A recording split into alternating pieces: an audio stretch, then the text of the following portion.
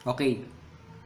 Ang susunod na independent case sa pagsosolve natin ng problem is magbabase tayo sa ratio ng average capital balances. And gagamit tayo ng tinatawag na Peso Month, Peso Day Method.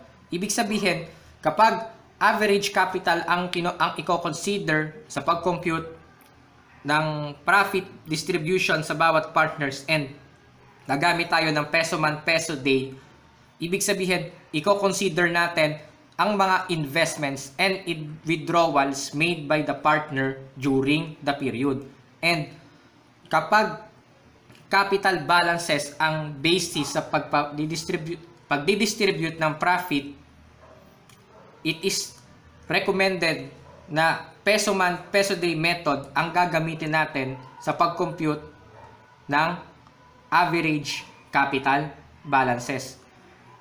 When beginning capital are used, additional investments during the year are discouraged because making such investments are not compensated in the division of profits until next year. Ibig sabihin, kapag ang profit distribution is nakabase sa ratio ng beginning capital balances, wala nang nagiging bearing yung additional investment ng partner throughout the year. For example, ito, yung problem natin kanina, kapag beginning capital balances na ang kinonsider sa pag-distribute ng profit worth 60,000, mas malaki yung share na makukuha ni Chu kasi mas malaki yung beginning capital balances niya. Ibig sabihin, kapag si C ay nag-invest during the year, kahit mag-invest pa siya ng 1 million pesos, hindi yun magiging bearing or hindi na yun magiging factor sa profit distribution for 2019 na 60,000 pesos. Kasi, ang titingnan lang naman ay beginning. At hindi na rin nagiging factor yung investment na ginagawa ng partner throughout the year sa distribution ng profit sa partnership. Kapag beginning capital balances naman ang gagamitin. When ending capital are used, year-end investments are encouraged. So, kapag naman ending capital balances ang ginamit as basis sa profit distribution, meaning kapag gusto ng partner na mas malaki yung share niya sa profit, ine-encourage na mag-invest siya na mag-invest pag malapit nang matapos ang taon. Kasi nagiging factor naman yon sa profit distribution para makakuha yung partner ng mas malaking share sa profit. And ang gagawin natin ngayon is profit distribution na nakabase sa average capital balance ng partner, Peso Month, Peso Day Method, meaning magiging factor yung investment and withdrawals and even yung timing ng investment and withdrawals sa profit distribution. So, guidelines sa Peso Month, Peso Day Method. Kapag gagamit tayo ng Peso Month, Peso Day Method sa pag-compute ng average capital balances, ito yung mga bagay na dapat nating i-consider. Una, what withdrawals or drawings are to be recognized? Hindi kasi sa lahat ng, or hindi lahat kasi ng withdrawals and drawings ay kino-consider sa pag-compute ng ng average capital balances using Peso Month, Peso Day Method. Ano yung mga withdrawals na dapat i-consider? Only withdrawals above a certain limit are to be viewed as a reduction against capital balances.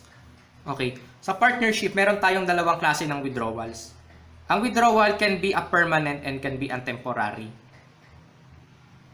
Ang permanent withdrawals made with the intention of permanently decreasing the capital. So, kapag mag-withdraw ang partner and intended niya or intention niya na bawasan yung capital niya permanently, that would be a permanent withdrawal. Yung isa naman yung tinatawag na temporary withdrawals. Ito naman yung regular advances made by the partners in anticipation of their share in profit. Meaning, nagwi-withdraw na ng advance ang partner at ina-anticipate niya na yung share niya sa profit before year end. And since na ito ay temporary withdrawals and siya ay regular advances, ibig sabihin may intention ang partner na ibalik yung amount na winidraw niya under temporary withdrawals. Unlike ng permanent na ang intention ay bawasan permanently ang capital ng partner. What withdrawals or drawings are to be recognized? So sa pag-compute ng average capital balances using Peso Month and Peso Day, ang withdrawals na i-consider ay permanent withdrawals and yung temporary withdrawals but in excess lang ng allowable amount. So itong dalawang to ay yun yung mga withdrawal na kino-consider sa pag-compute ng average capital balances using Peso Month and Peso Day Method. For further explanation ng temporary withdrawals in excess of allowable amount na ay kino-consider sa pag-compute ng average capital balances using Peso Month, Peso Day Method, meron tayo ditong illustration. Okay, allowed temporary withdrawal, 10,000 pesos. Meaning, ito lang yung allowed na withdrawal ng partner para hindi ma-reduce yung kanyang capital balance. Case 1, actual temporary withdrawal made, 9,000. Ang allowed ay 10,000. Ang actual ay 9,000. Considered ba to sa pag-compute ng Peso Month, Peso Day Method, average capital balances? Yung 9,000 actual? Hindi siya considered. Kasi, hindi pa naman siya excess dun sa allowed na 10,000 pesos. Case 2, ang actual ay 10,000. Considered na ba siya sa pag-compute ng average capital balances? 10,000 ang actual, 10,000 din ang allowed.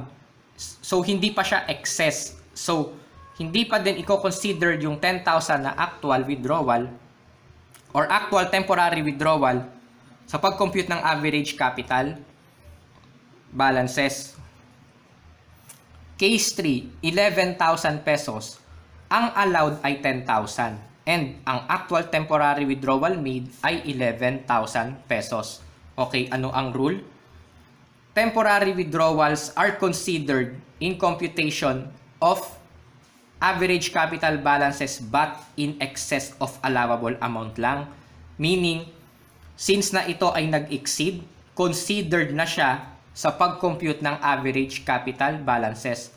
Pero, at what amount lang? Ibig sabihin, in excess of allowable amount, 1,000 pesos lang yung i-consider sa pag-compute ng average capital balances. Kasi yun lang naman ang excess ng actual temporary withdrawal made versus dun sa allowed temporary withdrawal.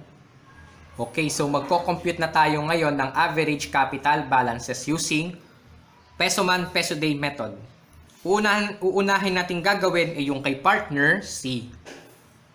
So, i-consider natin yung date, investment, withdrawals, and yung balance. Date, January 1. Balance, 40,000. March 1, investment na 20,000. Capital balance is 60. 40 plus 20 equals 60.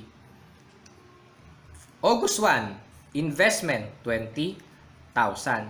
Balance as of August 1, 80,000 pesos. Withdrawal, October 1, withdrawal na 20,000. 80 minus 20, 60,000. Wala nang transaction na nag-occur sa capital ni C. Wala nang investment and withdrawal. Therefore, December 31, 60,000 capital balance ni C. Okay. After nating ma-plot yung investment and withdrawals, ko-consider naman natin yung tinatawag na number of months unchanged. Okay. First, 40,000. January 1, 40,000. Nagbago yung balance ng capital ni C pagdating ng March 1 nung nag-invest siya ng 20,000. Meaning, from January to March 1, hindi nagbago yung capital ni C na 40,000 pesos. January, February, 2 months. 2. March 1 to August 1, March, April, May, June, July. 5 months na hindi nagbago. From August 1 to October 1, yung 80,000, nagbago siya ng October 1, 60,000. Therefore, yung 80,000 from August 1 to October 1, August, September, 2 months. October to December, October, November, December, 3 months. December 31, last day of accounting period, 0. 2 plus 5, 7.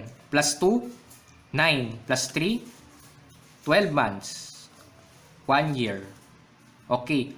Once na ma-plot natin yung months unchanged, pag multiply natin lahat yung capital times yung number of months unchanged. So yung amount, 40,000 times 2, 80,000. 60 times 5, 300. 80 times 2, 160. 60 times 3, 180,000. 60 times 0, 0. 80 plus 300 plus 160 plus 180 plus 0. Total amount ay 720,000 pesos. 720, i-divide natin yan sa number of months in a year, which is 12. 720 divided by 12. Therefore, average capital balance ni C ay 60,000 pesos. Average capital ni C, using Peso Month, Peso Day, 60,000 pesos. Okay, so tapos na natin gawin yung computation ng average capital balance ni C. Ngayon naman, kay Chu naman yung kukompute natin. So, same procedure, ko-consider natin yung date, January 1. January 1, 60,000, capital ni Chu. Add investments, March 1. We have March 1, investment, 50,000 pesos. So, 60 plus 50, balance as of March 1, 110,000 pesos. August 1, 40,000 pesos. 110 plus 140, 110 plus 40, 150,000 capital balance. Withdrawal, November 1. November 1, withdrawal, 50,000 pesos. Capital balance ni Chu as of November 1, 100,000 pesos. And wala nang transaction na nangyari sa capital ni Chu. So, December 31, capital balance of Chu ay 100,000 pesos. So, months unchanged from January to March. January, February, 2 months. From March 1 to August 1. March 1, March, April, May, June, July, 5 months. From August 1 to November 1. August, September, October, 3 months. From November to December, November, December, 2 months. December 31, last day of accounting period, months unchanged, 0. 2 plus 5, 7, plus 3 equals 10, plus 2, 12. 60,000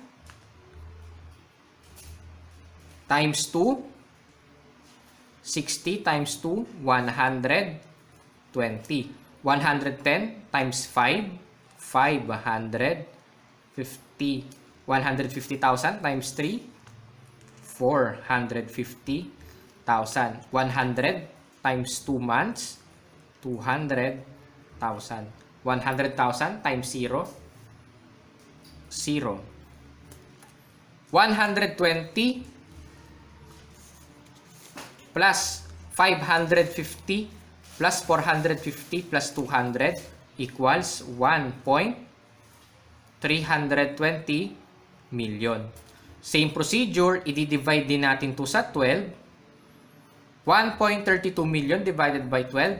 Average capital balance ni Chu using Peso Month, Peso Day Method, 100,000 pesos. So, na-compute na natin yung average capital balance ni C na 60,000 and capital balance ni Chu, average 110,000. Pwede na tayong mag-proceed sa computation ng distribution ng profit kay partner C and partner Chu. Okay, continuation tayo. Ratio of average capital balances, Peso Month, Peso Day Method. Ngayon, kukunin natin yung ratio which is 60,000. Yung na-compute natin kanina kay C and yung kay Chu, 110,000 pesos. So, 60,000 plus 110,000 equals 170,000 pesos. We're in 60 kay C and 110 kay Chu. Therefore, kay C, 60,000 net income times 60,000 divided by 170,000 equals 21,176,000. And kay Chu, we have 60,000 times 110,000 divided by 170,000 equals 38,824. To record the profit distribution, debit, income, summary, 60,000. Credit, C and Chu, drawing accounts, 21,176 and 38,824. Share nila sa profit using ratio of average capital balances, Peso Month, Peso Day Method. Another way ng pagko-compute ng average capital balances is using the simple average method. The simple average method computation of average capital balance would be beginning capital plus ending capital before profit distribution divided by 2. So, ganyan lang yung kapag compute ng simple average capital. And if ito yung agreement ni C and Chu sa profit distribution and kukumpute natin yung profit share ng bawat partner, kukunin natin yung ratio ng average capital balances using the simple average wherein beginning plus ending divided by 2. So, kay C, average capital niya would be beginning plus ending 40,000 plus 60,000 divided by 2. 40,000 beginning plus 60,000 ending divided by 2. 40,000 plus 60,000 divided by 2, average capital ni C ay 50,000 pesos. Kay Chu, 60,000 beginning plus ending 100,000 divided by 2. Average capital ni Chu using simple average, 60 plus 100, 160 divided by 2, 80,000 pesos. Therefore, yung ratio ng capital nila, average capital nila is 50,000 is to 80,000. 50,000 plus 80,000 equals 130,000. Therefore, profit share ni C would be 60,000 times 50,000 kay C divided by 130,000. 60 times 50 divided by 130, 23,076 pesos. Kay Chu would be 60,000 times 80 divided by 130,000 equals 36,924,000. Profit share ni C is 23,076. Profit share ni Chu ay 36,924 based on ratio of average capital balances using simple average. Entry would be debit, income summary, 60,000. Credit, C drawing, 23,076. Credit, Chu capital, Chu drawing, 36,924 pesos.